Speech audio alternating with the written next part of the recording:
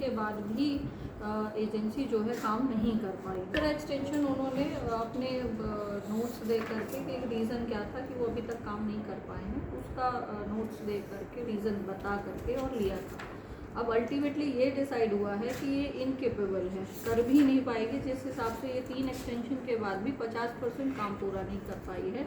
और जिस लापरवाही से इनका अधिकारी काम कर रहे हैं, ये एजेंसी काम कर रही है, तो आने वाले समय में भी अन्य घटनाएं होने की संभावना पाई जा रही है। तो इसलिए हमने ये डिसाइड किया है कि इनको परमानेंटली टर्मिनेट किया जाएगा, इनकी डिपॉजिट जो है वो सीज की जाएगी और रीटेंडरिंग हम इस प्रोजेक्ट की करेंगे और इस साथ ही इनको ब्लैकलिस्ट भी किया जाएगा। ये हमने डिसाइड किया है और जिनका जो भी नुकसान हुआ है उस पर कार्रवाई करते हुए जाके एक टीम गठित की गई है जो जा कर के उनके नुकसान का मुआयना करेगी और फिर उस अनुसार उनको मुआवजा थोड़ा बहुत दे करके और उनकी आर्थिक स्थिति में थोड़ा सा सहयोग किया जाएगा।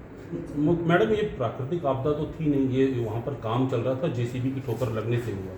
जब स्थानीय लोग कल आपसे बात कर रहे थे, उसके दौरान प्रशासन के लोगों ने कहा कि 1 फुट पानी था, यहाँ ये नहीं था, इनका घर नाप लिया जाए, इस प्रकार की तमाम घटनाएं हुई।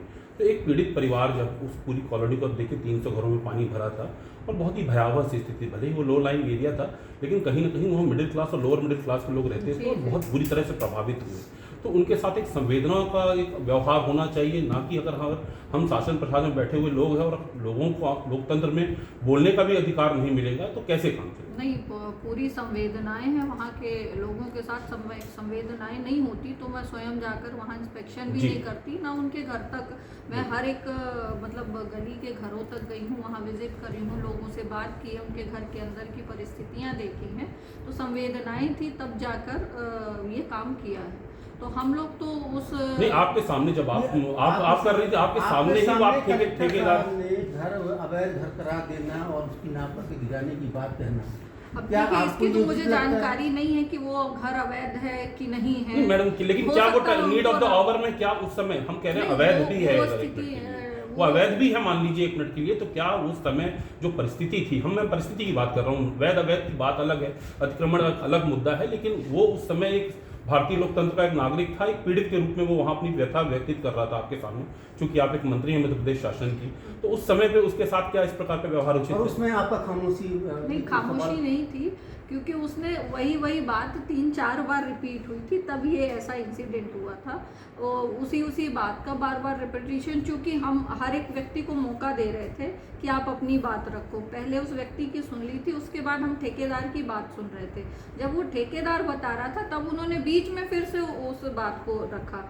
ये ऐसा इंसिडेंट 3-4 बार हुआ, जब जाके तीसरी बार कलेक्टर साहब ने उसको थोड़ा सा कहा कि तुम्हारी बात सुन ली, अब उसकी तो सुन लेने दो। नहीं, चूंकि ठेकेदार का आदमी ये कह रहा था कि जो तालाब था वो ओवरफ्लो हो रहा था, तो उसने उस बात को जो है काउंटर किया कि नहीं, ओवरफ्लो की पोजीशन। ये तो अब देखिए वहाँ ना मैं मौजूद थी ना अन्य कोई मौजूद था, कहने को वहाँ सीपेज चल रहा था, ऐसे कह रहे कि पानी का फ्लो था। और बरसात में चूंकि वहाँ इसके पहले जो काम हुआ था उसके तहत वहाँ से मिट्टी हटा करके और पूर्व में वहाँ पैचिंग का काम किया गया था, और उसके कारण थोड़ा सा बहुत हो सकता है सीपेज रहा हो, क्योंकि मैंने स्वयं भी नहीं देखा, बताए अनुरूप जानते हैं। इसलिए उसकी साइट में किस कारण से हुआ ये उसमें ठेकेदार की गलती पाई जा रही है, इसलिए उसी के ऊपर हम लोग कार्यवाही कर रहे हैं। Thank you.